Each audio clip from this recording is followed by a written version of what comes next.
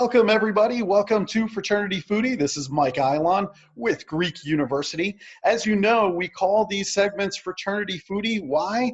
Because there's nothing like food that brings people together. So we are going to continue some of the tough conversations that we've had on this podcast. And we're also going to find out where our guests love to go to get food, because we love food here at Fraternity Foodie. And today we have a fantastic guest. I am so excited for this. One of my really good friends, Tom Murphy, who is the Executive Director of Phi Mu Delta, is with us today. So welcome, Tom. Thanks, Mike. Good to have you on board. How are you today? Yeah, I'm doing wonderful. Life is good. The weather is starting to turn here, and I couldn't be more excited for spring. So some exciting things are happening, and we'll certainly get to that. But first question for you, why did you choose Phi Mu Delta at Susquehanna as an undergraduate? That's kind of an interesting story. So I'll try and keep it kind of brief. Obviously, we only have so much time here.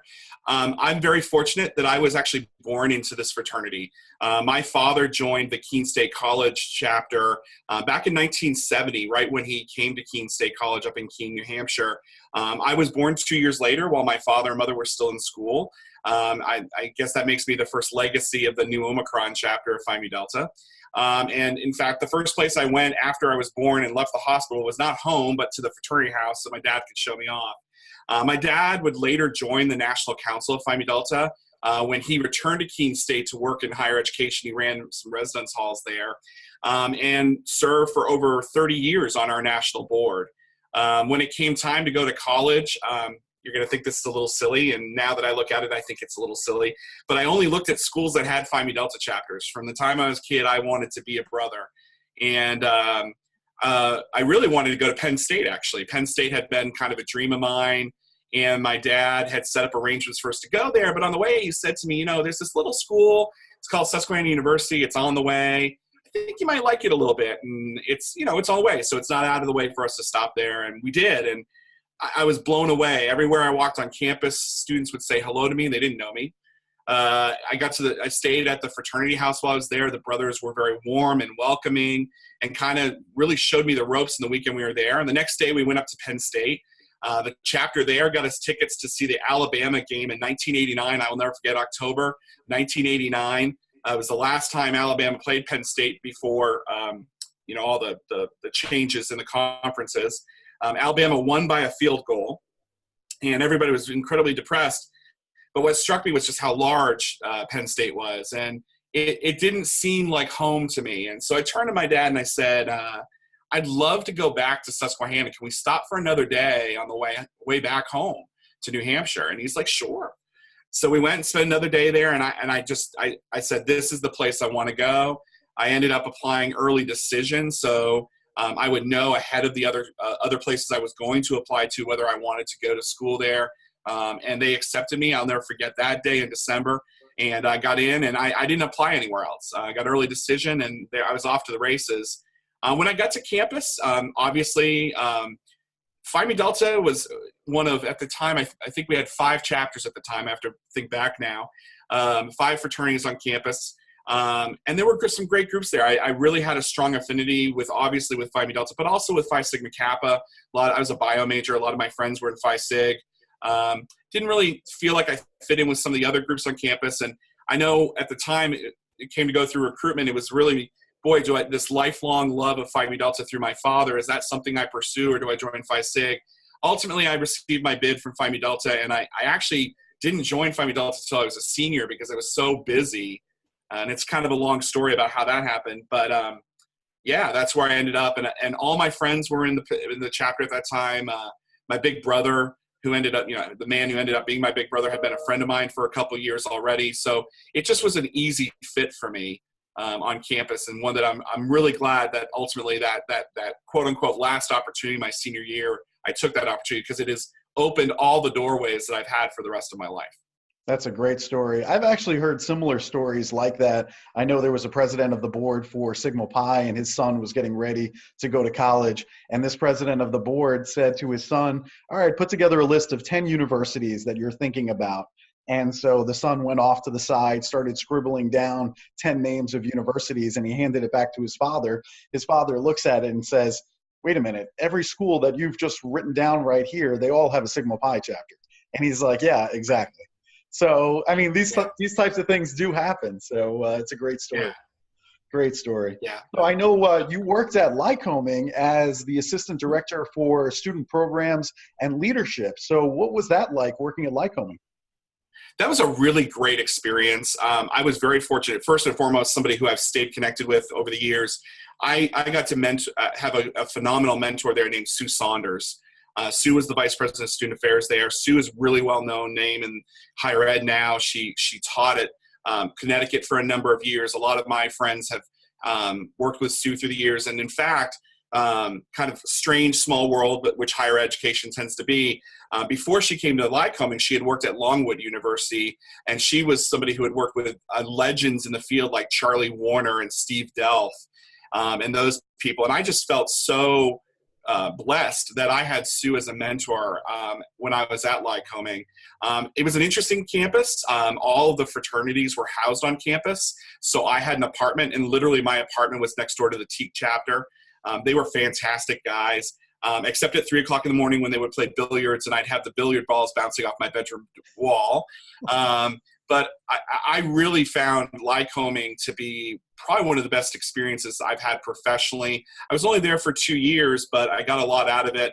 I was there during a very difficult time. I was there when 9/11 took place, and that was the first week of school, and I had to deal with a lot of students who had parents or loved ones. We lost a few parents that weekend, including, as I recall, a board member of the Board of Trustees. And it was just a time of a lot of change going on. And it was a great school. The students are great. I still have very warm relationships with a lot of the students who went there. It was truly one of my best experiences as a young professional. That is great. Now, I know you also worked at Monmouth University. You were the assistant director for student activities and also for Greek life. So how was that position, how was that university different from what you experienced at Lycoming?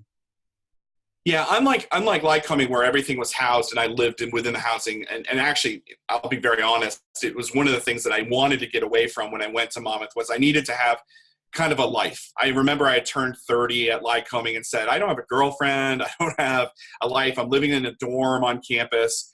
And Monmouth was really appealing to me because, geez, I could go work at a school that's on the beach and have a beach house, which I did. I ended up moving to Ocean Grove, and I lived like a block from the ocean. I remember the first night lying in bed after I moved in, and going to sleep to the waves was just an unbelievable thing, right? I think the thing about Monmouth, there was significant challenges there that were different than Lycoming. Great students, again, have really good relationships. I worked for good people there, really earnest, good people. The vice president was fantastic. My bosses were fantastic. But a lot of the students, if you know the area, West Long Branch, all that area, a lot of it are very wealthy family homes. And the fraternities and sororities tended to be living amongst them. And we had a lot of town and gown relation issues, which I didn't have to deal with when I was at Lycoming. Because all of us, if you've ever been to Lycoming's campus, it's literally like a half square mile block and everybody's kind of encased. That wasn't the case at Monmouth. In fact, Monmouth now has spread. They have residence halls on the beach that were starting to be built. When I was there, I was very fortunate to work with President Gaffney, who was a retired Rear Admiral, and his wife was a Zeta Tau Alpha, and they were fantastic, incredibly supportive of the fraternities and sororities, and it was a good place. Different challenges than Lycoming, but very rewarding. But I eventually kind of figured out that it was probably time for me to leave higher education and do something different. I wanted to, again, get a life. I had met my now wife, Liz, at that time while working there, and she wasn't going to move up to Long Branch. So I decided it was time to leave higher education. There were some challenges that got me into some trouble sometimes, and I'm okay with that trouble that I got into. I think I tended to be somebody who was very much an advocate for the students. And not that I was not an advocate for the university, but I sometimes felt that I worked with people who didn't quite understand how Greek life was supposed to work. And I don't mean that in a negative manner at all. I think a lot of our friends and professionals out there know what that's like to to work for well-meaning people who just don't get it for whatever reason. And I kind of figured out that I was not maybe the best fit any longer at Monmouth to keep doing that, and that maybe somebody else could come in, because I recognized very quickly that I had really good people who worked above me, but I maybe wasn't the best person to continue to have to educate and do some of the things that I was doing. And I really wanted to get more focused on my own fraternity at that point, which at that time was struggling very, very much. And I knew that my passions and the things that I really was focused on were better geared towards Phi Mu Delta than maybe a higher education atmosphere. Yeah, that makes sense. So that's a good segue there. You've now been working as executive director for Phi Mu Delta for almost 13 years. And I know how much Phi Mu Delta means to you. I mean, I know it's everything to you. So what do you think your legacy is going to be for the fraternity? Ooh, that's a really great question. Because I'd like to think that I'm humble. I certainly don't want to brag about a legacy. I think I want to be careful. I think other people should be the ones determining what that legacy is, not me, right? I mean, it's kind of like people who ordain themselves the authority. No, other people should ordain you an authority, and I think legacies are the same way. I hope people have seen that I'm a problem solver, that I'm somebody who, through my passion, has helped grow this organization.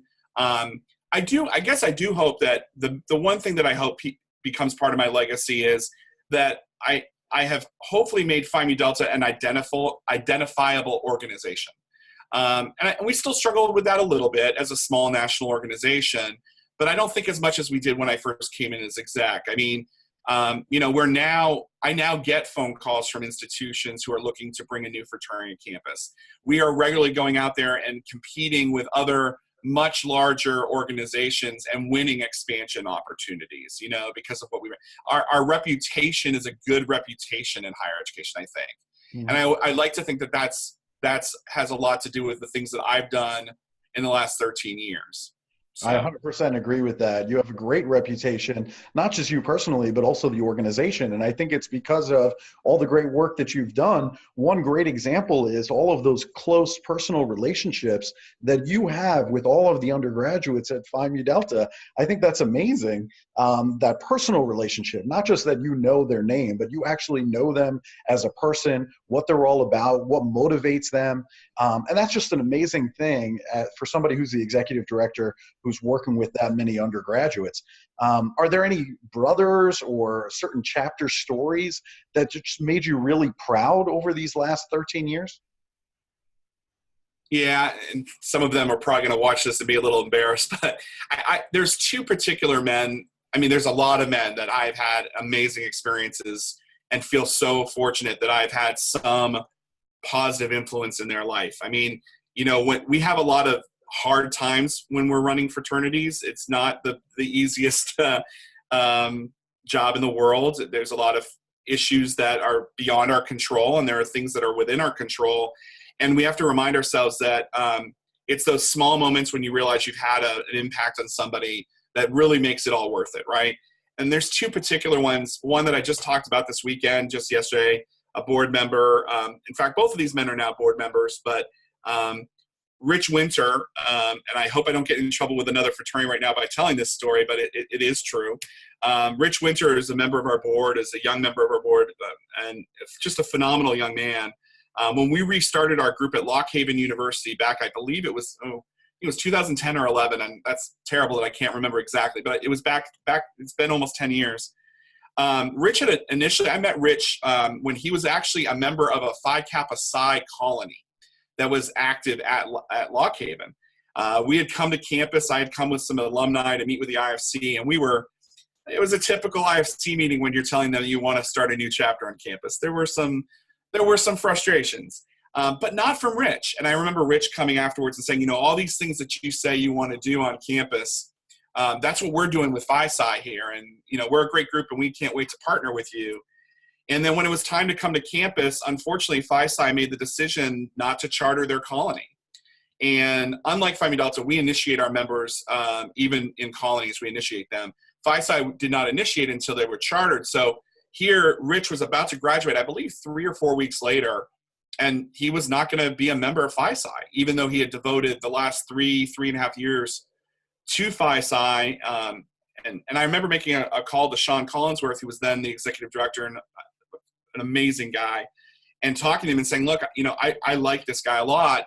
Would you be offended if I reached out to him and offered him an opportunity to be part of Phi Mu Delta's resurgence on campus? And he said, no, I think that's great. Not a problem at all.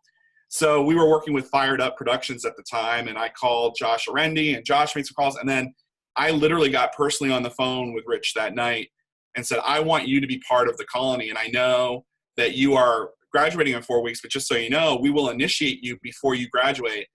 And since that time, Rich has been not just a great member, a phenomenal member. He's now the president of the Alumni Association there. He's done great fundraising for us. He's been on our foundation board for a while. He went off to work with one of our very well-known alumni who it turned out was from his hometown, just some small things that just kind of came together. And that's just such a great thing. The other one that I think a lot about is Joe Thompson, who's now the director of Greek life at Stockton. Joe was, when we closed my chapter at Susquehanna, due to some really awful risk management violations.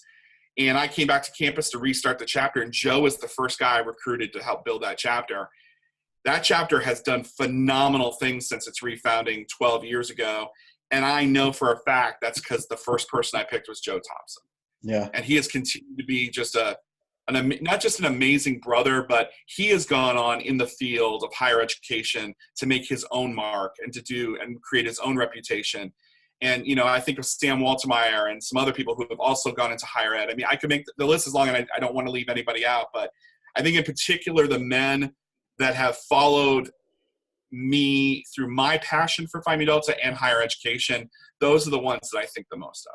Yeah, I think Will Foran certainly falls into that category as well. Right. I mean, and it's no secret. I mean, I'm huge fans of all of these Phi Mu Delta brothers, and I don't think that's a coincidence. I think there's something unique that happens with men in Phi Mu Delta that prepares them for their careers, and we're seeing that success with a lot of them in higher ed that I just think the world of. So I think that's a testament to some of the amazing things that Phi Mu Delta brings to any campus. Is some of these people that are just, really giants in the industry, or getting to be. They're in progress, right?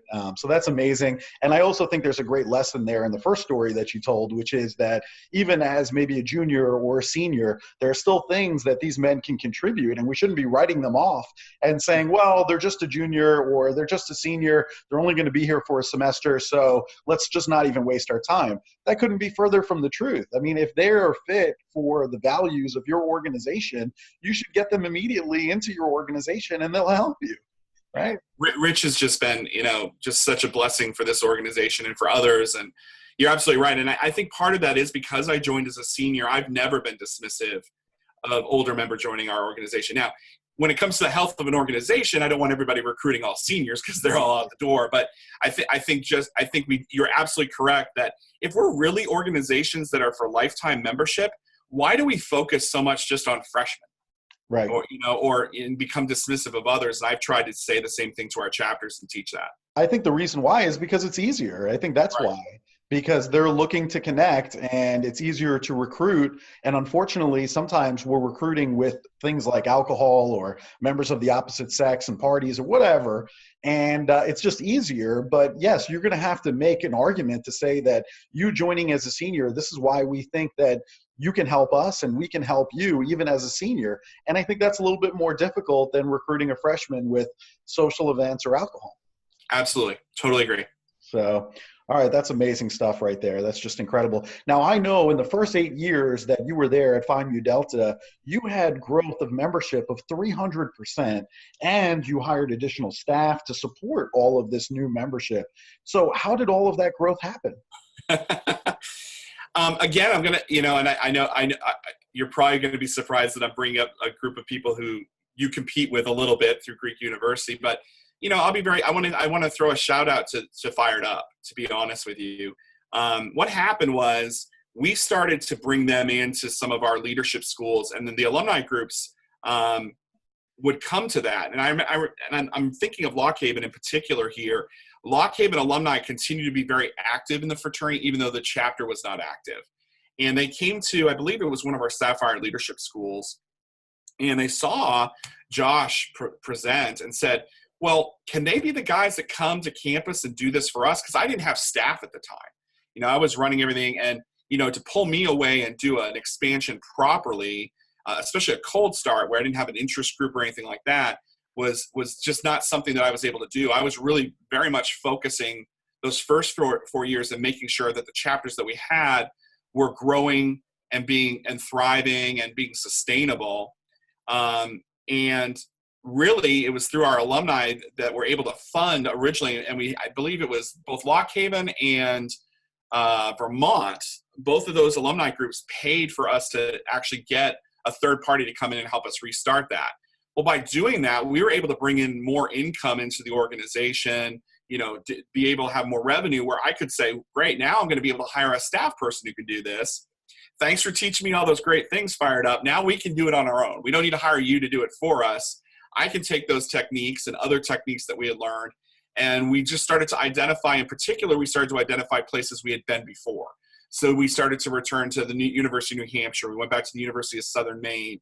We went back to Ohio Northern University. We went back to places that we knew we had really strong alumni who would help, not, you know, necessarily fund it, but they could in some places. Like Ohio Northern, we raised about $22,000 for that reestablishment there from alumni. And that helped us put, you know, staff on the ground, especially as a small operation. Over time, we went from, you know, something like, what were we, when I first took over as exec, we brought in about 125 new members a year among 8 chapters. 2 years ago, we were bringing in 280 new members across 18 chapters, you know, and that's where we've been going. We got up to, you know, the biggest we've ever been is 20 chapters, and we're at 17 right now. We've had a little bit of, you know, deck chairs being moved around. Ron Jury, who was a very famous president of ours who passed away several years ago, used to say, if you're not growing, you're dying in the fraternity world. And, you know, the reality of this, of our organizations, is you're always going to, unfortunately, your chapters are cyclical. They're not always going to be 100-man chapters, you know, or 10-man chapters that go through that, but also you're going to lose some chapters along the way. Especially in today's world, that's what I'm most concerned about. Is it's one thing to lose chapters because membership issues or whatever, but I'm seeing more and more today, campuses are just not wanting to deal with what's going on in fraternity life. And I fear that we're going to start to see the loss of some of our chapters because of political wins and expediency on the part of some higher ed decision-making that's going on much higher than the Greek advisor. And I get it. I'm not necessarily, I'm upset about it, but I also understand it. We live in a world where something happens and it's on social media before you even know it. Another thing about our growth, in all seriousness, we were very fortunate that I came in as executive director right at the fastest, quickest growing time in fraternities and sororities in American history. You know, I think it's safe to say we're not in that anymore. I think that bubble burst about 2 years ago. But when I came on in 2006, I got on that train right as it was leaving the station. So we really benefited from the changes that we made in our governance at the exact right time to hit the sweet spot in terms of growth. And I'd like to say it was all me. It's not. It had a lot to do with timing, and it had a lot to do with really good alumni groups who are willing to invest in getting their chapters back up and going. Yeah, the alumni, what you said there at the end, you hit the nail on the head. The alumni are key, I think, in terms of long-term sustainable growth at any one of these chapters. And that's what I see over and over again, how important that is. And speaking of governance, I know that I've worked with some of the undergraduates at Phi Mu Delta, and it always seems that democracy is one of those values of your organization that seems to resonate with the brothers. And so how does that play out in your chapters, in your conventions, other fraternal functions? I'm just curious from the outside looking in. You know, it's funny you bring up the democracy question, because I think you will get 17 different definitions of what democracy means in Phi Mu Delta from 17 different brothers, right? And the funny thing is, if you really look at our creed and if you know our ritual, our founders actually gave a definition. So if I stick to that definition, they were saying democracy from a standpoint of justice, okay? The idea that, when we were founded, a lot of the fraternities that existed at the time were very elite organizations where you had to come from a particular background and you had to have a certain amount of wealth. You certainly could not, you had to be white and Protestant. And our members said, no, we want to bring men in because of who they are and the value of who they are, not the position they hold in life or what their race or creed says. I'm always blown away by that, that our organization had that forethought so long ago. I think a lot of our members sometimes think the democracy thing has to do with voting, right, or that kind of thing. And I get it, that seems to be a thing. But I think the heart of our ritual, the heart of our creed has always been about justice. And to me, another way I see it is something that Paul Kittle, our past national president, used to talk about when he would visit chapters with me. He'd say, I'm the national president, but you know what? I am no different than you are right now sitting in that chair. I have no more rights than you do. I have no more voice than you do in this organization. I've just been doing it a little bit longer. That's it. And I loved that because I think we didn't set up this tiered system where the national president's some kind of god when he walks in the room. It's just, it's that personal approach you talked about earlier is I want our men to see us as brothers first. I'm a brother first before I'm the executive director. Yeah. Way before. And I'm also the executive director for a very limited amount of time. Yes, it's been 13 years, but I am simply a caretaker. That's it. And I better do the best I can as that caretaker. Someone will replace me, and there have been amazing men that have come before me. And I think that's the heart of the democracy is that this baton gets passed on and others feel that they're not above anyone else. The decisions we should be making. This is our members' money. This is not my money. It's not the fraternity. It's our members' money. It's their hard-earned dollars that go in. The decisions that we make as a board, that I make every day here, I have to think about what is in the best interest of our members. And that's not just something I think to myself about, I ask. That's why it's so important to get to know our members. You had talked about that personal approach. I wish it was as good as it was when I first came. I used to, and this is true, and I have members who will back me on this. I used to know the first name of every member of the fraternity when we had less than about 300 members. As we've doubled that, that's a lot harder. I will say that I take a lot of pride that I continue to know the officers and all that. But I made a decision a long time ago that if I'm going to do the best for them on a daily basis in this office, when I wake up in the morning, I have to know who they are and what they want. And you don't do that if they're just a number out there, if they're just another person who's signed up.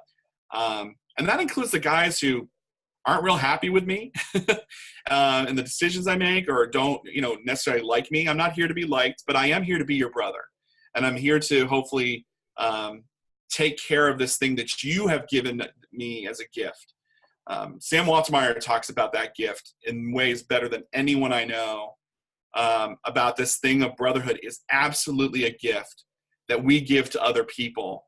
And the democracy component from Phi Mu Delta's standpoint is making sure that I treat everybody fairly and justly, and I never think of myself as above any other member of this organization. So well said. That's so great. So obviously you also served as member of the governing council at the NIC, the North American Interfraternity Conference. So what types of things did you work on when you were in that role of governing council? Wow, probably, and I've said this a number of times, and I certainly love my job as the executive director, so do not think that I'm lessening that. Probably the best professional experience I've ever had in my life. Professional / volunteer, because we weren't paid to be on the governing council, but I think for me, I was very much involved with the NIC even as a volunteer when I served as national president and beforehand. Going to NIC meetings and seeing this organization that was over 100 years old, but really wasn't changing with the times. And I know I'm not going to get in trouble for saying that because the NIC today is a response to that. And I was very much involved when this whole idea of the NIC 2.0 initiative was going to happen. And I remember when I started hearing about it, feeling really kind of afraid that Phi Mu Delta as a small organization was going to be left out, that voice wasn't going to be there. And luckily, people like Judd Horace and others had really different ideas. Mike Mayer at Theta Chi saying, no, we've got an opportunity here to bring a lot of voices to the table and rethink this North American Fraternity Conference so that it is of something of value to the member organizations in the room, and that people will feel like it's actually making real change in the fraternal movement in the United States. And to be able to sit at that table with those men, build the relationships that I was able to build with other fraternities, learn from them. I consider people like Brad Beecham, Jeremy Slavinsky, I don't want to leave anybody out here, Patrick from Acacia. I mean, those are some of my best friends now. They're the people that I turn to. And the funny thing is, I didn't always agree with them at the table. You know, Judd had a great phrase about be brutally honest without being brutal. You know, because the one thing we recognize is all of us are in the same boat, you know.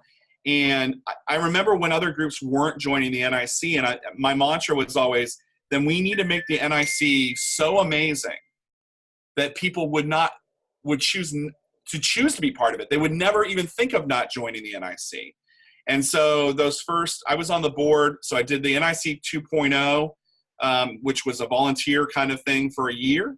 And then when we reorganized the governing documents, I was one of the first to be elected as one of the 2 elected seats, and I was elected twice for that. And they've since changed it to where that chair sits for 2 years now, but I did 2 years. Just an incredibly rewarding time. That was a time when all the deaths were taking place, unfortunately. We were seeing a lot of the problems that we had to really tackle and take on. And I watched how member organizations, cultures were starting to change by the leadership that were leading those organizations, starting to come together and not acting as independents, but coming together and recognizing that we were all part of a community that was all impacted by everything that was going on. None of those deaths, except for the one at Penn State, happened on any of the campuses that I was on. You know, there was still a death at LSU and at Florida State and all those things that were going on. That still has impacts on my chapters at Susquehanna or Ohio Northern. And the attitude that parents have today, which, you know, they want their children to be safe. And our need at the NIC to really tackle these health and safety initiatives to make sure that our members are safe. We want the same thing. We don't want anything different than what society wants our chapters to be. Unfortunately, we have members that sometimes really make really awful decisions. And we've got to learn to help educate better and be on top. And society's changing. I really think we're in the next big shift that we're going to be seeing is that the models that we've operated on in terms of how we oversee our chapters, and the NIC is helping us with this, have to change. They've got to change moving forward. It is a paradigm shift that we are literally in the middle of that we can't fight. I am a huge supporter of what the NIC is doing. The campus-based ground game is where it's at.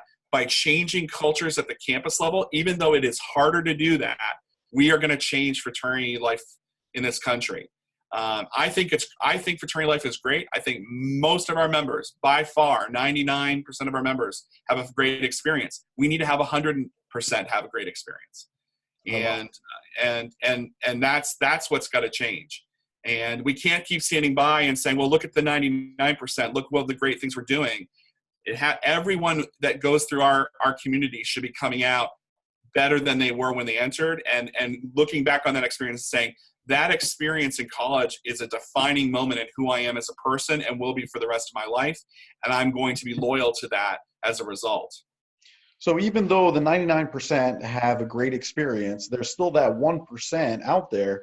And it's no secret that fraternity is often portrayed in a negative light in the media. They focus on the 1%. So the undergraduates are also very frustrated by this because most chapters are doing incredible things. You see it, I see it in their communities, in their chapters, and they're trying to fight all of those stereotypes that are out there.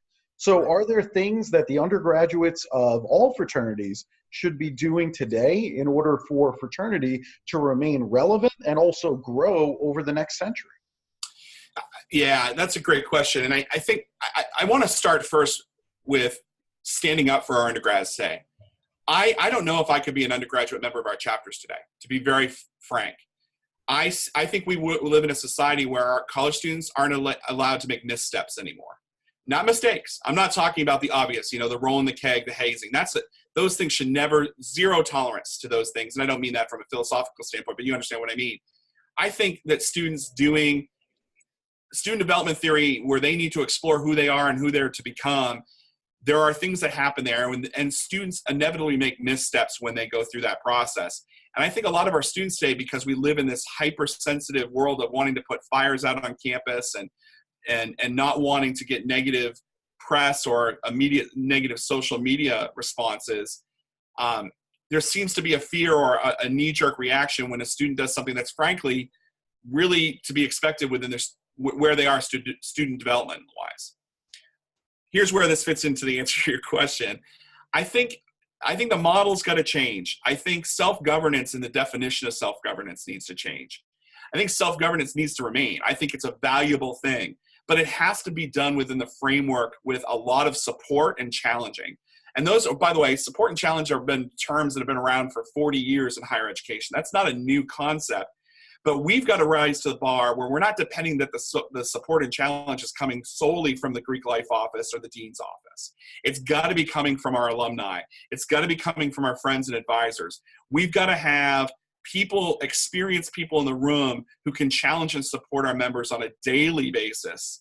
And that we can't do that from the headquarters. We've got to be putting far more resources, time, and energy into making that happen. That's part of this paradigm shift I talked about earlier.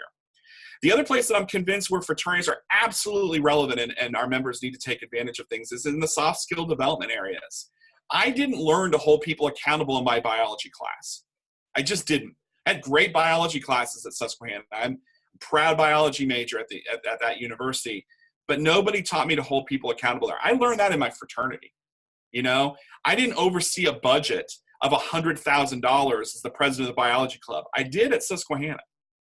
These are things that if I had just holed myself up in my dorm room for 4 total years, I would have never gotten those experiences. And my fraternity forced me to have those experiences. And, I'm so proud that we have that opportunity. And I think sometimes our chapters are still too often focused on the social element and forget about the true brotherhood building and the experiences that you're going to give members that will last a lifetime and help them for a lifetime are those soft skills. I think right away to one of the areas that I think we really struggle with today is accountability. And one of the conversations I like to have with our chapters is, I know accountability is hard. I know it's hard for you to talk to your friends these ways. But if you're able to talk to your friend and hold them accountable now, look at the doors that will open for you later when you have to go run a company, or you want to start a company, or you're going to have a team that you oversee, or whatever, or even in your family life or your church life, there's going to be other opportunities where you're going to go back and go, boy, that was difficult as a fraternity man, as an undergraduate fraternity man, but now later in life, I'm going to be able to learn from those skill sets. And I don't think it's always so obvious to them. And when you kind of show that, I've noticed a lot of our members just jump right in, and I think that's the relevancy today. I also think that men and women need places where that development can take place, where they can understand each other and it's safe. I think that's my biggest concerns when I look at the Harvard situation is ultimately safe spaces for women on campus to come together were destroyed, because we wanted to just get rid of this thing called fraternity. I think men need those spaces too. And by the way, maybe this won't be the most popular thing, but I think men today are in crisis on a lot of campuses. They need support more than ever. They need love. They're being challenged every day to behave in certain ways that are not necessarily healthy.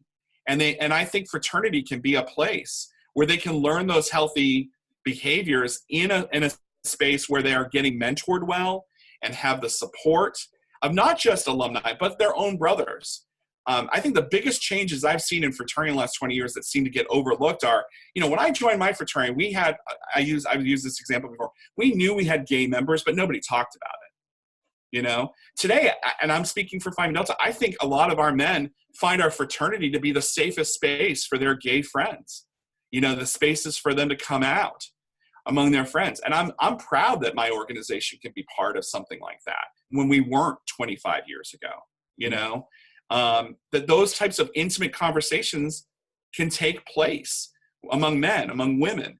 And I fear that if you know, I'm not trying to say that it always has to break down by gender, but I do think it's important that we not eliminate those spaces and that they remain relevant as long as there's the challenge and support going on and a different framework. It can't be done alone. We can't just throw a bunch of men into a room and think fraternity is going to happen and it's going to be safe. There have to be parameters. There has to be support. And we also have to let them make some mistakes along the way that they will learn from. As long as, you know, again, and I've been challenged on this sometimes, yes, there's been some terrible mistakes out there. That's not what I'm talking about. I'm talking about the missteps. You know, trying to figure our way through this world, and we do something that we didn't intend to, but had good intentions. Those are places that we need people to support us. Yeah, I loved your answers here. Like I'm rambling a little bit. Yeah, the answers were fantastic. I love the accountability piece. I love the finance piece and running a budget, even communication skills and actually working with all of your brothers and being able to go out and present. These are all really important skills that students need coming out of college. It's critical. And I agree with you. Fraternity is a place that they get all of that. They have a place where they can get together with their brothers and have conversations about healthy masculinity and what that really looks like. And I think it's a great place for both men, for women, for everybody to be and have those conversations in a place where they don't feel like they're going to be judged one way or the other. I want our students, I'm sorry, I didn't mean to interrupt, Mike. I want to put this out there. I want students to have choice. Yeah. If they want to be with an organization that's just for men, that's great. If they want to be an organization that's just for women, great. But if they want to be in a co-ed organization, that choice should be there too. You know, I want people to find a place that is nourishing and supportive of them. And I think sometimes that's being missed in this whole conversation, is that students should be able to make that choice for themselves. Well said. Well said. So we get to the final question here, which is always about food. And you know we love food at Fraternity Foodie. And I know right now you're living in Cherry Hill, New Jersey, very close to Philadelphia. You have some great food choices there. So if we find ourselves there in southern New Jersey, maybe Philadelphia area, where should we go to eat? Where should we go to get some really good food? Well, I've got two recommendations for you in Philadelphia, and Thea will back me on this, our friend Thea. I love German food, and Brauhaus Schmidt's down on South Street is the place to go. Absolutely amazing German food. I think they have somewhere in the vicinity of 300 different types of food that you can have. Sausages, it's amazing. South Street has come a long way. South Street in Philadelphia used to have a little bit of a rough reputation. Today, it's kind of an up-and-coming, a lot of different food places there. There are several. There's a barbecue place that's fantastic. If you're in South Jersey, and in particular if you're in Cherry Hill, you have to go to Ponzio's. Ponzio's is literally, it's a diner experience in New Jersey. It's unlike anything you've ever been at. It is the center of everything here in Cherry Hill. Politics. The manager of the Phillies used to have a show there every week where he talked about the team. And there, again, there's probably 300 different things you can get on the menu at this diner. And I would say Ponzio's is the place to go if you come to Cherry Hill in South Jersey. Fantastic recommendations. Next time I come to visit, you better believe we're going to go check that place out. So that is excellent. Sure. Excellent recommendation. You don't have to twist my arm. Yeah. So I just want to say thank you, Tom. I think that the entire fraternal community, myself included in that, I think we all owe you, your wife Liz, of course, and the entire board of directors of Phi Mu Delta. I think we owe some thanks for showing us what fraternity done right looks like. I know that I love working with your brothers all over the country on individual campuses, also on national leadership conferences, also in places like the NIC with Will and others on campuses all across the country. And I really believe that you want to redefine what fraternity stands for. I think you and your brothers want to change those stereotypes for the better. And I appreciate everything that you've been able to do here in those 13 years of Phi Mu Delta. And I think it shows. I think it shows in terms of the organization. I think it shows in terms of the positive reputation that you have and what you bring to all of these campuses as you move forward.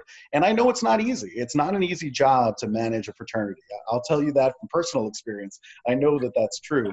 And it can be extremely stressful, but there's also huge rewards all at the same time.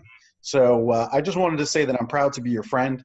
I enjoy all the time that we spend together. And thank you for everything that you, your wife Liz, and the board of directors, everything that you do.